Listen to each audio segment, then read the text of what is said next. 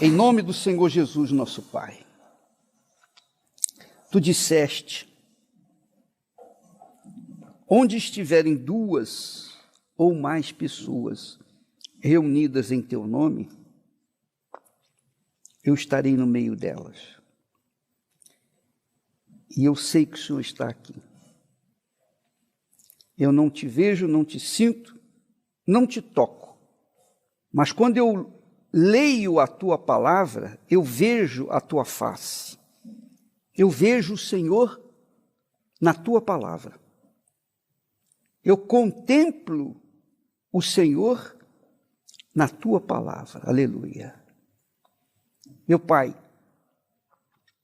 dá-nos a direção, Espírito Santo. Todos nós, cada um que meditar nesta palavra, meu Pai, possa vê-lo, possa perceber a Tua presença e tomar atitude de fé, a fé que Te agrada. Em o nome do Senhor Jesus, ensina-nos, ó Espírito Santo, a Tua palavra, em nome do Senhor. Amém. Pode sentar. Então, nós temos ouvido falar sobre a graça, né? A fé sem graça. A fé sem graça, que eles usam por aí o nome graça, como se a graça de Deus fosse algo assim que caísse como a chuva, de graça. Deus abençoa graciosamente todos, independentemente da sua religião, da sua fé, etc.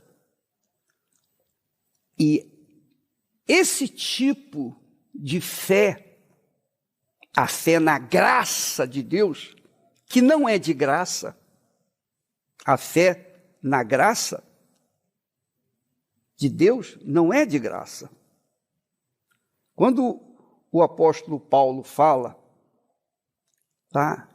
Ele diz assim, para que eu não me ensoberbecesse pelas revelações de Deus, eu tive um espinho na carne, mensageiro de Satanás.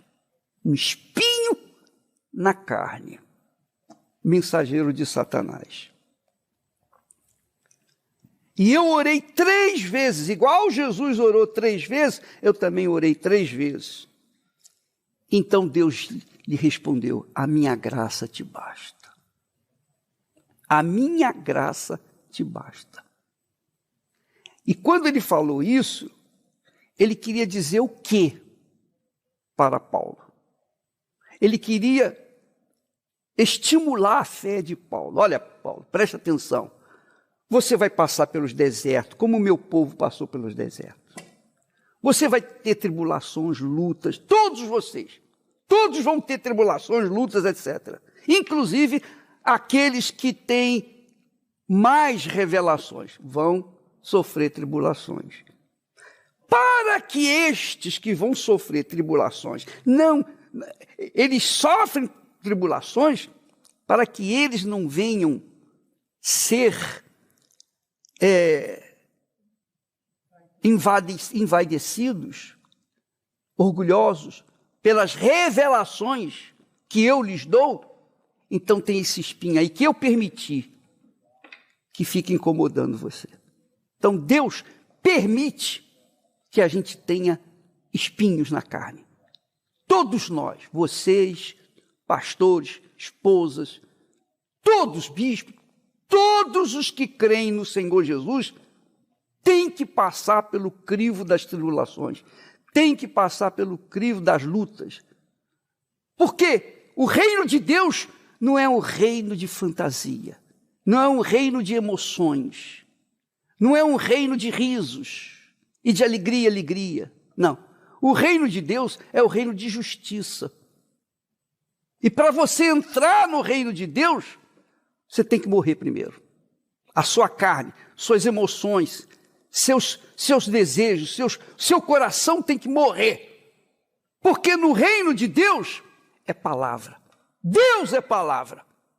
Deus não é emoção, Deus não é sentimento, Deus não é alma. Deus tem alma, mas Ele não é alma. Ele é palavra, Ele é espírito. E Ele não aceita a adoração que não seja em espírito e em verdade. Quer dizer, de verdade, sinceramente.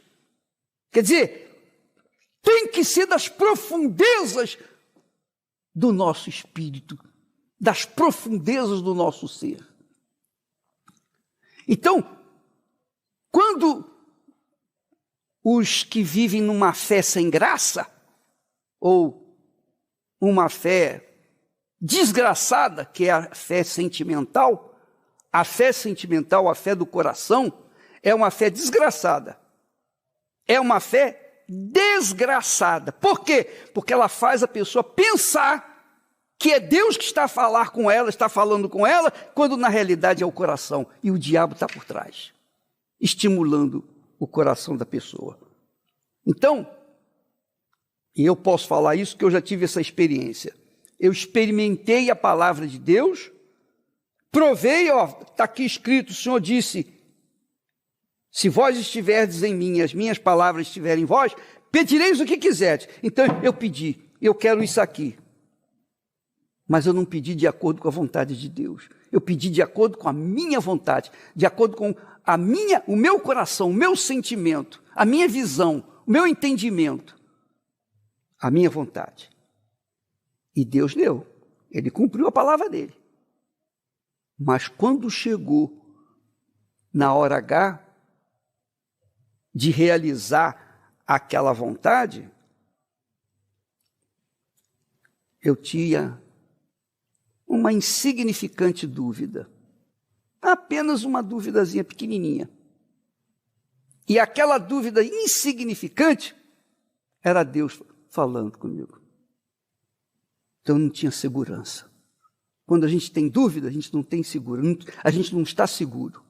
Quando a gente está na fé, a gente tem segurança. A gente tem certeza. A gente vai fundo porque é de Deus. Não é por causa do sentimento do coração. Nós não podemos, de forma nenhuma, colocar o coração na fé. De jeito nenhum. Porque a fé alicerçada no coração faz a gente fraco. E a fé não é para fraqueza. A fé é para coragem. Então, quando você vê lá que Abraão deixou a sua terra, ele não deixou por emoção, por sentimento. Ah, é bacana, nós vamos ser mais ricos. Não, ele já era rico e a vida dele já estava estável lá onde ele morava, em Harã. Não é isso? Pois bem, quando Deus falou, deixa a tua terra, que ele amava, deixa quem mais? A tua parentela, olha só. Quer dizer, deixa o teu coração, porque com certeza Abraão tinha raízes já naquela terra, tinha raízes com a mulher, com a família, com seus pais, com seus irmãos, etc, etc, etc. Deixa isso tudo para trás e siga-me. Então Abraão teve que ter a coragem para largar tudo e obedecer aquela voz. Essa coragem é uma coisa inteligente, racional, não é sentimental. Porque se ele olhasse pelo lado sentimental, ele não sairia de lá. Ele tinha 75 anos. 75 anos, quer dizer, já era uma pessoa que tinha uma idade avançada.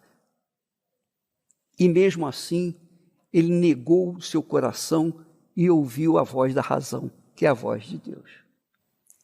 Então, o pastor, a esposa do pastor, o bispo, a esposa, o obreiro, o cristão, a pessoa que não tem nenhum vínculo de serviço com a obra de Deus, mas é cristã, se essa pessoa ler a Bíblia e apoiar o coração do que está escrito, a sua fé vai estar movida por quê?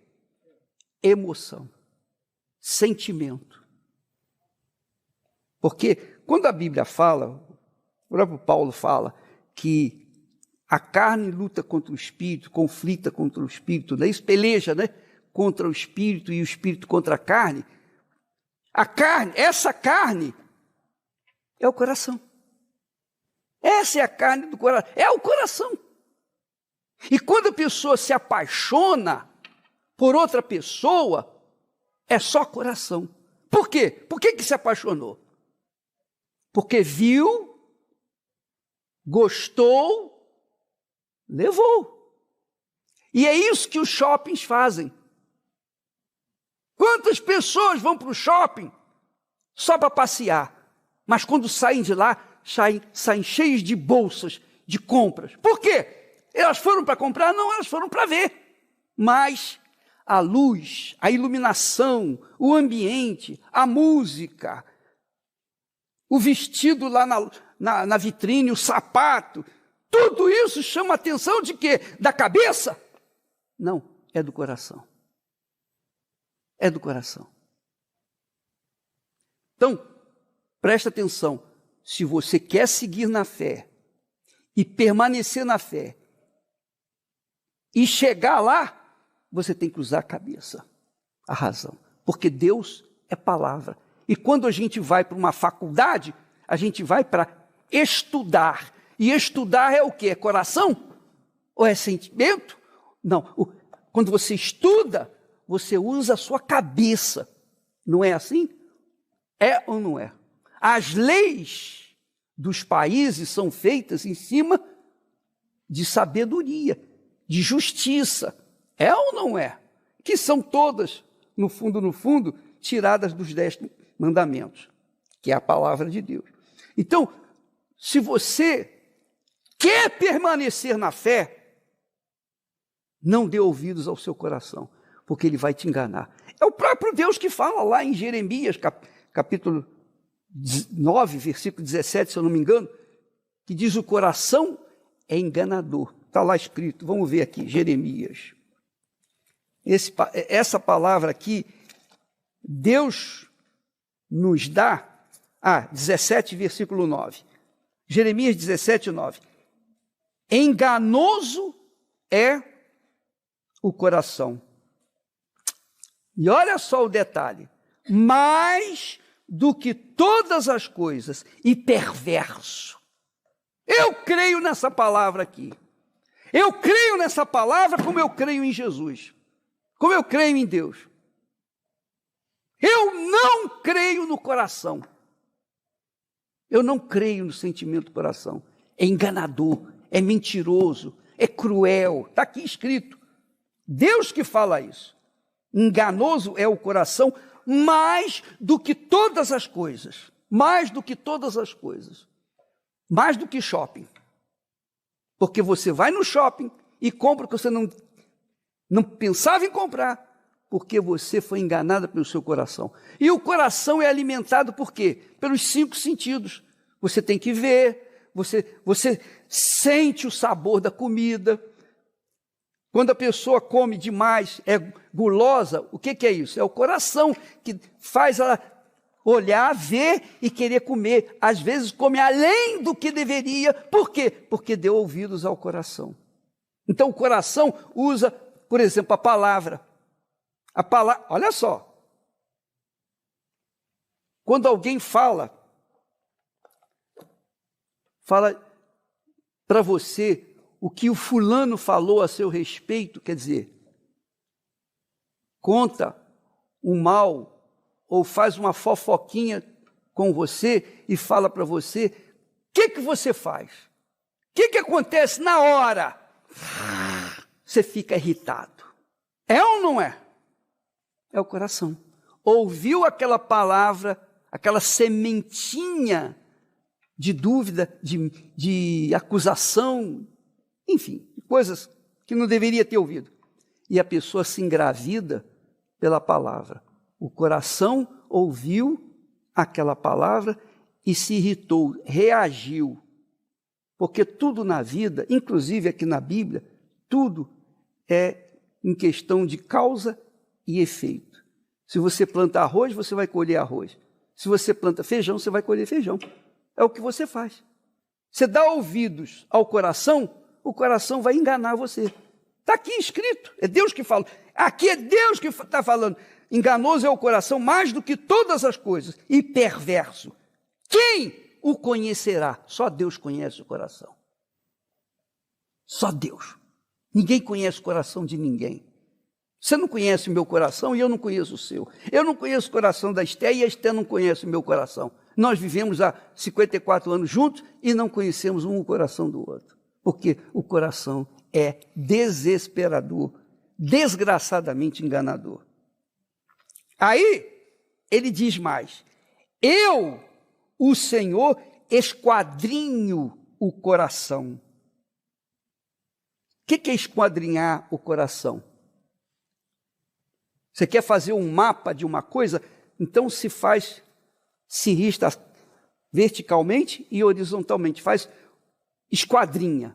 Então, cada quadradinho é um detalhe. E tem condições de avaliar com uma lente cada pedacinho.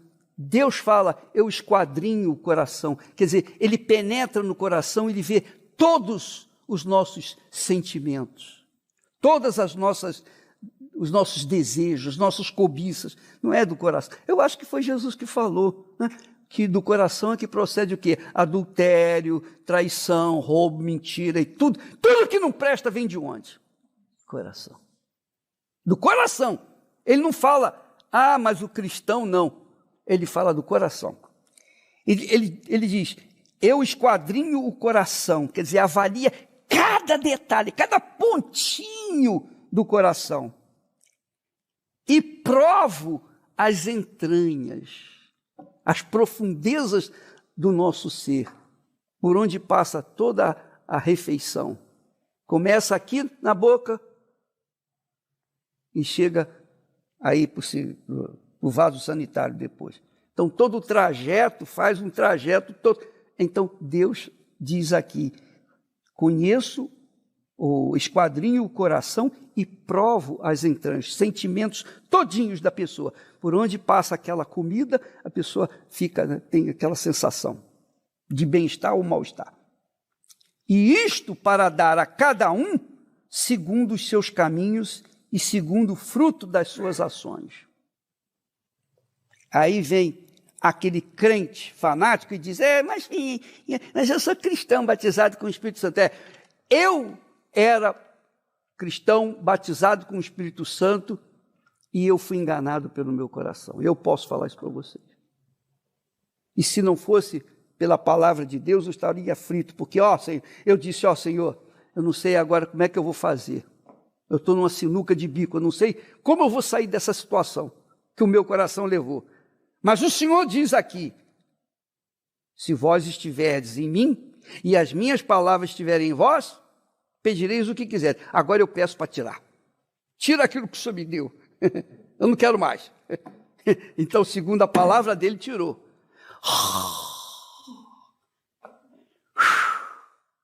Aquele peso que estava sobre mim caiu. Então, quantos pastores, falando aqui no nosso sentido, obreiras, obreiros, quantos estiveram na obra e saíram? Quantos?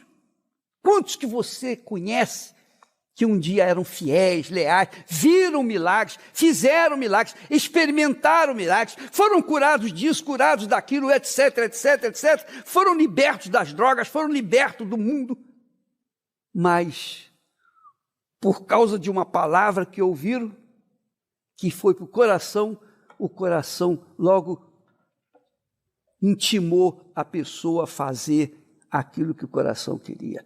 Deixa a obra. Vou sair fora, eu vou tratar da minha vida lá fora. Pronto, aí está sozinho. Aí fica sozinho mesmo, aí fica perdido. Então, o apóstolo Paulo, aqui em Tiago, capítulo 2, a partir do versículo 14, ele diz assim: meus irmãos, que aproveita se alguém disser que tem fé e não tiver obras?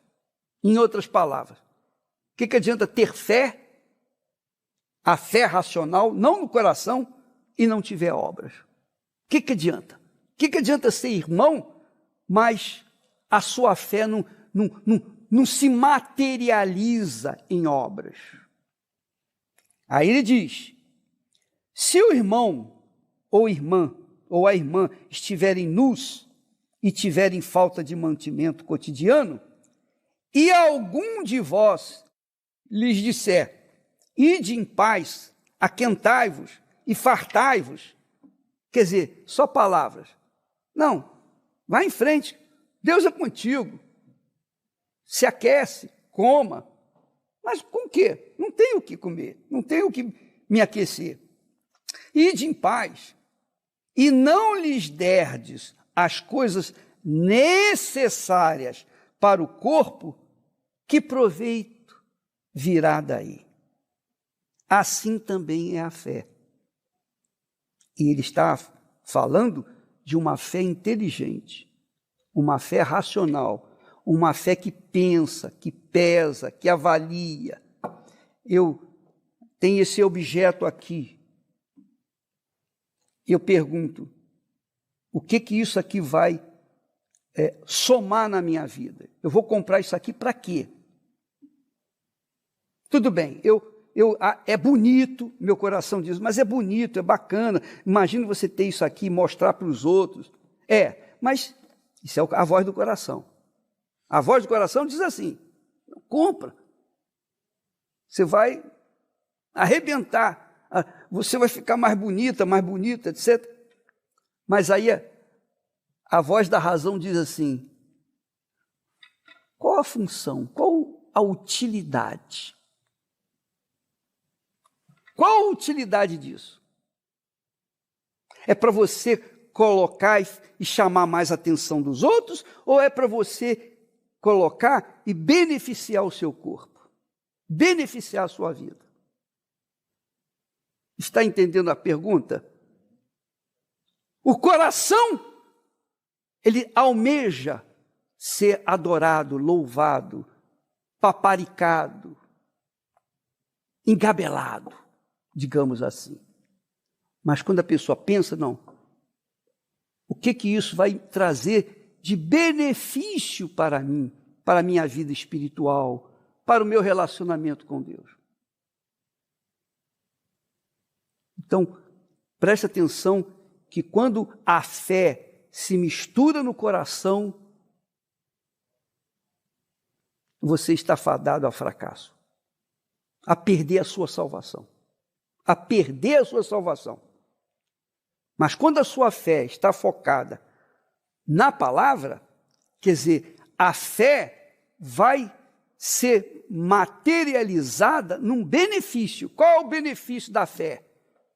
Primeiro eu recebo, eu beneficio a minha vida, eu tenho paz, porque pela fé eu confesso os meus pecados, eu creio que Deus me perdoa e eu tenho paz. E pela fé eu quero fazer para as pessoas aquilo que Deus fez para mim. Aquilo que Ele me deu, eu quero que as pessoas também tenham. Então é uma fé inteligente, é a fé do servo, é a fé que serve a Deus. Por isso ele fala aqui, assim também a fé, se não tiver as obras, é morta em si mesma. É morta em si mesma. Quer dizer, se não tiver o resultado para quê? Para embelezar, para receber palmas, ou o resultado é para beneficiar? Então, para que você usa a sua fé? Qual é a tua fé? Não está aqui escrito? Não tem essa pergunta? Qual é a tua fé? Qual é a fé que norteia a sua vida? Qual é a fé que você permanece sempre? Você vence. Qual é a fé que você tem dentro de si é uma fé do coração em que se a pessoa está passando fome, minha amiga, Deus é contigo, vai com fome a si mesmo. Ou é aquela fé, não, peraí, vamos arranjar comida aqui para você e te dar coisa, te dar um pão. O que Jesus faria no nosso lugar? O que ele fez em todo o ministério dele? O que ele fez? Ele usou o coração ou usou a razão? Pode ver os milagres que ele fez. Então, é isso que faz a diferença. Essa é a grande revelação que Deus nos tem dado. E eu passo para vocês. Na semana passada nós falamos sobre esse assunto, não é isso? Do que Deus nos tem dado, dessa fé. Então aqui nós temos o retrato, a fotografia do que Deus quer para a nossa vida. Então você pode ler e você pode entender a voz de Deus aí dentro de você. O que adianta ter fé para si e não ter fé para os outros? O que adianta você ter fé para conquistar mundos e fundos e não ter fé para ajudar uma pessoa que está com fome? Que tipo de fé é essa? É uma fé egoísta. Quer dizer, não é uma fé inteligente, é uma fé do coração. Entendeu? Ou tem alguma dúvida? Enquanto não houver essa fé na palavra dele, obediência, a fé que exige sacrifício, porque Abraão teve que largar a terra dele. E depois, quando Deus pediu Isaac, teve que ir lá levar Isaac, literalmente, para sacrificá-lo. Quer dizer, essa é a fé que agrada a Deus. Que agrada a inteligência. Deus é inteligência. Deus é sabedoria. Leia depois, lá, Isaías 11 e versículo 2, que fala que a unção de Jesus, ele ia receber o quê? O Espírito do Senhor, o Espírito de sabedoria, o Espírito de conhecimento, o Espírito de temor, o Espírito de quê? Fortaleza, mais o quê? Espírito de temor a Deus. Não tem nada de sentimento, nada de coração, nada de alma. Tudo é cabeça, cabeça, cabeça. Pode ver. Esse é o Espírito Santo. Então, prestem atenção. Aqueles que trabalham com a fé tipo emoção são os maiores inimigos da cruz. Porque eles pegam a Bíblia e deturpam as coisas da palavra de Deus. Mas aqui Tiago fala com segurança e tranquilidade. A fé tem que ser materializada de acordo com a vontade de Deus. Porque qual é o primeiro princípio da fé? Amar a Deus sobre todas as coisas. O segundo, semelhante a este, é amar quem? O próximo, não a si mesmo.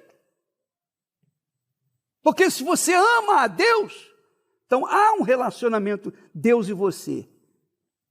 Agora não adianta você ter um relacionamento com Deus e vendo seu irmão com problema e você virar as costas e ir embora. Não, se você tem um relacionamento com Deus, você quer ver o seu irmão também bem, do jeito que você é. E foi isso que norteou a minha chamada com Deus. E é isso que tem que nortear a sua chamada com Deus. Primeiro Ele. Então, Senhor, eis-me aqui. Então, uma vez que você tem esse relacionamento com Deus, então o casamento é a pessoa que vai formar a cruz com você e que vai te ajudar cada dia da sua vida aqui na terra. A cruz é o casamento. A cruz é a família. A cruz é Deus. Deus é família. Deus é pai. Deus é filho. Deus não tem mulher. Tem espírito. Então, Pai, Filho e Espírito Santo. Pai, Filho e Espírito Santo. Pai, Filho e Espírito Santo. A Trindade. A cruz. E ele criou os seus filhos à sua imagem e semelhança. O Pai, a cruz, Pai que é Deus, a cruz, a esposa, braço esquerdo ou braço direito, e pronto, está formada a cruz. Então, se uma pessoa quer usar a sua fé com inteligência, a primeira coisa que ela faz, primeiro, é óbvio, é Deus. E segundo, ela vai encontrar a pessoa que vai fazer par com ela. Porque o próprio Deus diz, não é bom que o homem esteja só. Mas ele fez o homem perfeito. Olha só que legal. Ele fez Adão perfeitíssimo. Tinha algum defeito? Não tinha nada de defeito. Ele era perfeito. Mas não é bom que ele seja só. Que quer dizer o seguinte, é a família. Qualquer pessoa que não tenha uma família, por exemplo, a mulher não tem um marido, o marido não tem uma mulher, não tem família. E não tem família, não é bom que esteja só.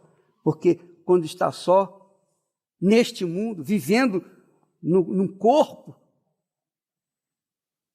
a pessoa precisa de um cobertor de orelha, digamos assim. É ou não é? Entenderam? Está entendendo, Nikita?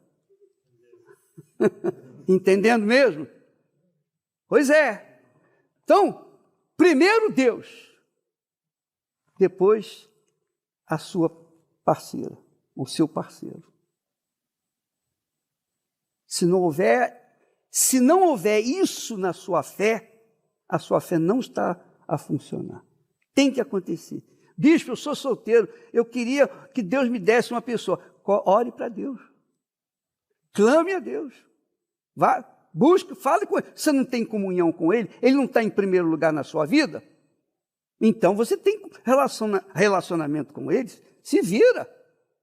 Ou você vai ficar esperando de graça que ela chegue assim, um dia eu vou ter sorte. De graça. Os graciosos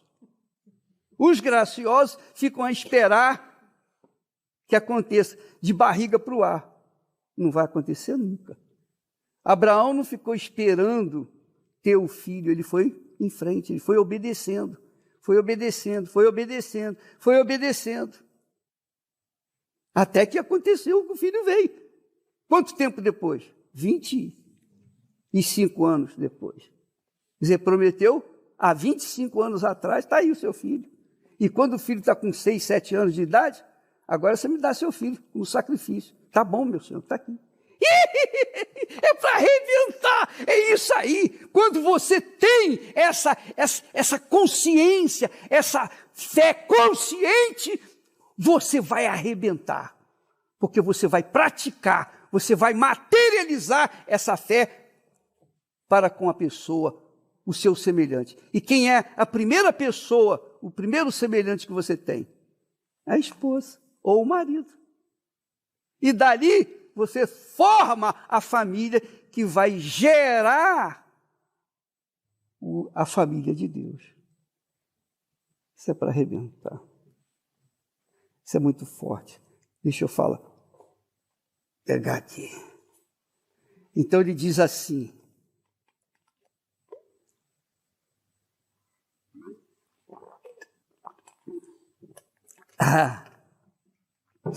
Assim também, a fé, se não tiver as obras, é morta em si mesmo. É o casamento. A fé sem obras não vale nada. Ou vale alguma coisa? A mesma coisa é o homem, a mulher, sem o marido, sem a esposa, está perdido. É um solitário. É um infeliz. Não tem paz, não tem sossego. Por quê? porque não está completo. A não ser que a pessoa, ela mesma, venha se fazer eunuca, como foi o caso de Paulo. Paulo se fez eunuco. Ele dispensou a figura de uma esposa para poder saber o que Deus queria dele. E é por isso que nós hoje temos o quê? As cartas apostólicas. Porque ele teve espírito, ele colocou toda a sua vida, todo o seu pensamento naquilo que Deus o chamou para fazer. Se ele tivesse mulher, ele não ia conseguir. Ele teve que ser preso, ele teve que sofrer, ele teve que ter problemas na igreja. Todos os problemas que ele enfrentou com respeito aos falsos mestres, aos falsos cristãos, tudo aquilo foi para ele aprender, receber. E ele foi só recebendo. Depois Deus o colocou na prisão para ele só escrever e ajudar a gente a pensar. É muito forte isso, né? Hein? Isso é muito grande, rapaz. Tudo planejado por Deus. Mas ele já era casado com Deus. Então, e ele tinha que ter a mente completamente entregue na mão de Deus para poder escrever, colocar e passar para a gente o que nós falamos hoje. Então ele sofreu, ele gemeu, ele padeceu, mas ele disse, para mim a morte vai ser lucro, porque o que Deus tem me dado é muito grande. E é óbvio que ele tinha o espinho na carne, tinha que ter espinho na carne, que se não tivesse espinho, ele ia dormir, ele ia adormecer, ele iria naturalmente cochilar na fé. Eu penso assim, e aqui Tiago fala, assim também é a fé. A fé, se não tiver as obras, é morta em si mesmo. Mas alguém dirá, tu tens a fé e eu tenho as obras. Mostra-me a tua fé sem as tuas obras e eu te mostrarei a minha fé pelas minhas obras. Então, aqueles que dizem assim, não, a minha graça te basta. Estão vivendo, vou esperar em Deus, vou ficar na expectativa de Deus fazer o que eu tenho que fazer. Porque Deus não vai fazer o que nós temos que fazer. Ele nos inspira, nos instrui, nos orienta, nos dá sabedoria, nos dá direção, mas o que nós temos que fazer? Graças a Deus. Graças a Deus. E ficar dormindo? Não, Ele nos dá a direção para que nós venhamos materializar aquilo que Ele nos deu. Então a fé caminha com as obras. E quem não tiver obras, não tem fé. Essa é a realidade. E quem tem a fé que agrada a Deus, tem as obras, com certeza. Aí ele diz assim, mostra-me a tua fé sem obras, que eu te mostrarei as minhas obras com a fé que eu tenho. E então, ele diz, tu crês que há um só Deus? Fazes bem. Até os demônios também creem e tremem. Quer dizer, fé, até os demônios têm. E não são salvos. Espero, talvez os demônios estejam esperando na graça de Deus. Não é? Eles têm fé. Estão esperando em quê? Na graça de Deus. É ou não é? Isso aqui é demais. Renato, explora isso. Explora. No casamento, está entendendo? Tudo isso. Eles têm que saber disso. É impossível uma pessoa viver na solidão e ser feliz.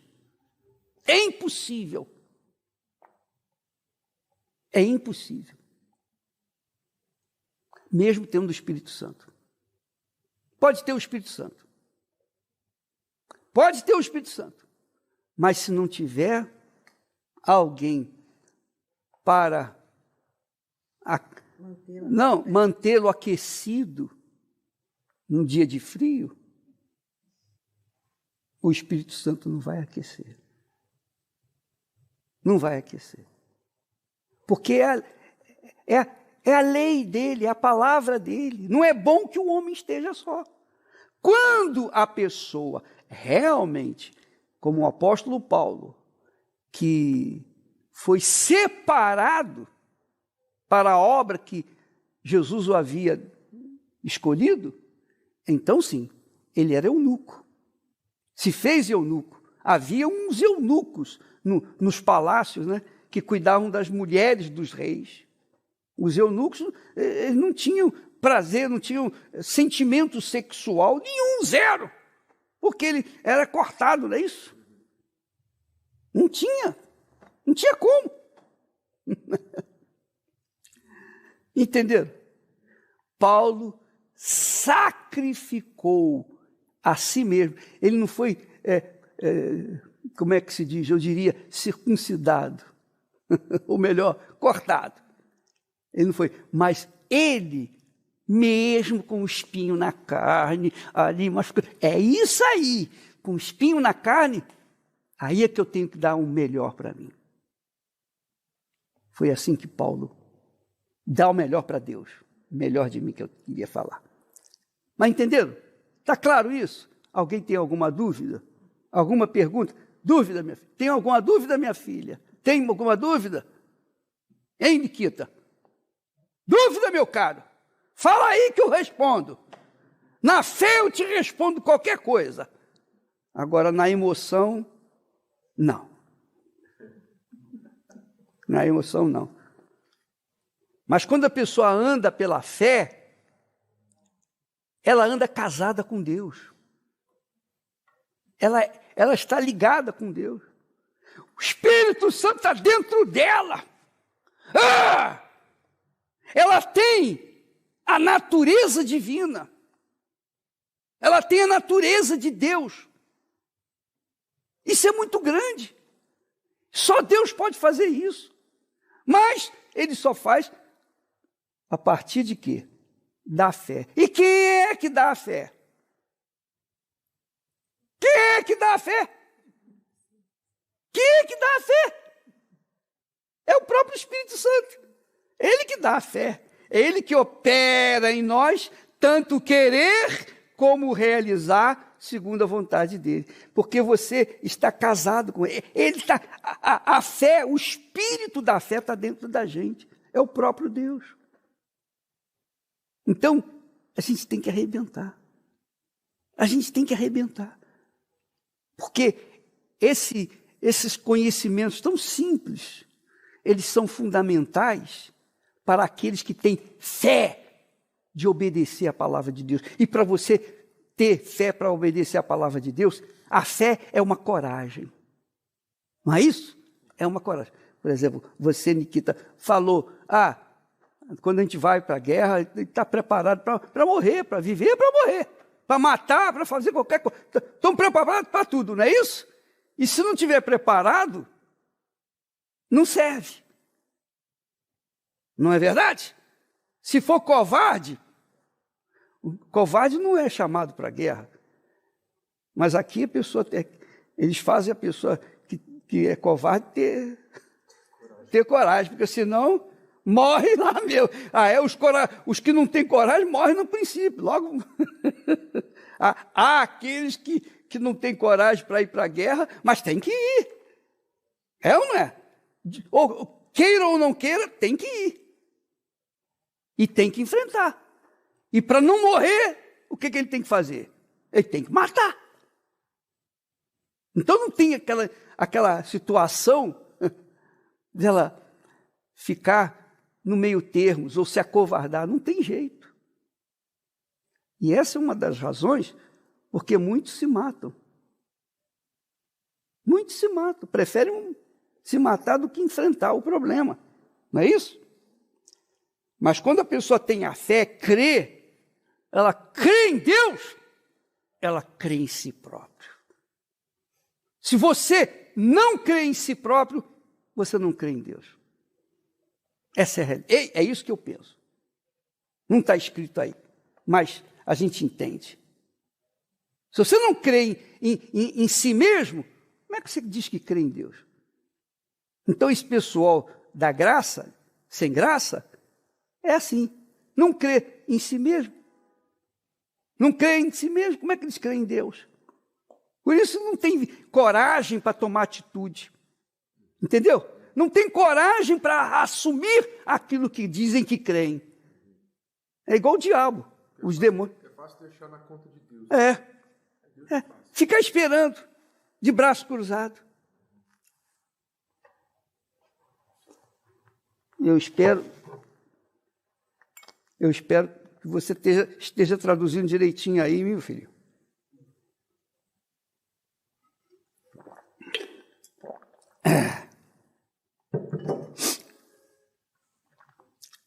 É muito forte. Se você tem fé em Deus, você tem fé para dar. Você tem fé para passar para os outros. Isso aconteceu comigo, e eu posso falar também isso. Eu tenho autoridade. Quando eu conheci a Deus, aconteceu exatamente isso. Eu disse, a primeira coisa que eu falei, Senhor, eu não quero mais viver. É muito bom te conhecer, me leva de uma vez. Mas ele não quis. Então, Senhor, o Senhor vai ter que me usar. O Senhor vai ter que me usar. Porque eu não posso guardar essa grandeza dentro de mim, só para mim, porque isso não é justo. Eu quero dar para os outros. Mas para fazer isso, eu tinha que ter um auxiliar. Entendeu? Eu tinha que ter uma pessoa que fizesse par comigo. Por isso que não é bom que o homem esteja só, porque ele só, numa situação crítica, ele acaba se acovardando, enfim. É ou não é? Entenderam? Então, é fé. A fé que você tem, é Deus quem te deu. Se você tem essa fé mesmo, então você crê em si próprio. E fé é depender de Deus. Fé é dependência. A fé é uma confiança tal que, ainda que as coisas estejam contra, você espera que Deus venha dar a solução. Eu sei que no momento difícil as pessoas têm realmente as suas dificuldades. A gente passa por momentos difíceis. Paulo passou por momentos difíceis, mas ele tinha a fé, ele tinha certeza da existência. Ele viu Jesus. Ele viu Jesus. Eu não vi Jesus. Nem você, nem nenhum de nós aqui viu Jesus. É ou não é? Você viu Jesus? Não, nós não vemos Jesus. Mas, quando nós lemos a palavra dele, eu estou vendo Jesus. Ele está mostrando Jesus aqui. Então, se você crê nesse Jesus aqui, então você crê em si próprio. E se você crê em si próprio, meu camarada, se ninguém acredita em você, você vai seguir na fé, porque Deus é contigo. Mas eu digo, sozinho, você fica diante das lutas, das guerras. Eu creio que Deus prendeu Paulo para não deixá-lo sem espinho. Imagine se Deus tira o espinho dele. Ele ia ficar bem, né? Ia se achar, ele ia se sentir confortável. Está muito bom assim. O espinho é a minha graça. Os problemas, são os espinhos, são as lutas que a gente enfrenta, que fazem a gente crescer, estimular a nossa fé, faz a gente ficar com raiva. É ou não é? Faz ou não faz? Faz você ter aquela raiva, não aceito isso, aí você vai com tudo. Aí arrebenta. Para isso, a gente tem que realmente estar na fé. Entenderam? Entendeu? Então, quem é que não está na fé? Se tem alguém que não está na fé, nesse tipo de fé, e precisa de ajuda, procure o bispo, o pastor, enfim. Meu Pai, em nome do Senhor Jesus, nós te agradecemos, porque esta fé que o Senhor nos dá, neste exato momento, quando nós lemos a Tua palavra, quando nós meditamos na Tua palavra, a gente sente espiritualmente, fisicamente, a Tua presença. Sabemos que o Senhor está conosco. Temos essa certeza absoluta que o Senhor é conosco. Então eu te peço, meu Pai, ensina-nos a dar para o Teu povo aquilo que o Senhor nos tem dado. Porque esta é a fé que norteia a vida do verdadeiro cristão, do verdadeiro filho de Deus, do verdadeiro aliado contigo. A fé de dar para o próximo aquilo que o Senhor nos tem dado. Porque quem tem fé para dar, tem fé para receber mais. Quem não tem fé para dar, não tem fé para si próprio. E perde até o pouco que tem. Essa é a realidade. Então, meu Pai, eu te peço que o espírito da fé inteligente, a fé racional, o Espírito Santo, o Espírito do Altíssimo Deus, desça sobre todos os teus servos.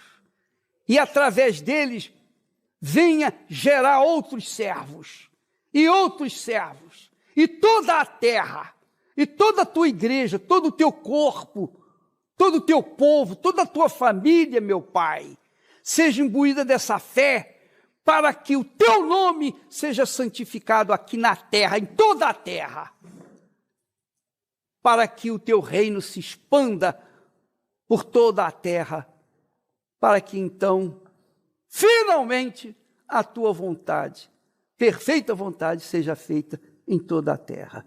Em nome do Pai, do Filho e do Espírito Santo. Amém. E graças a Deus.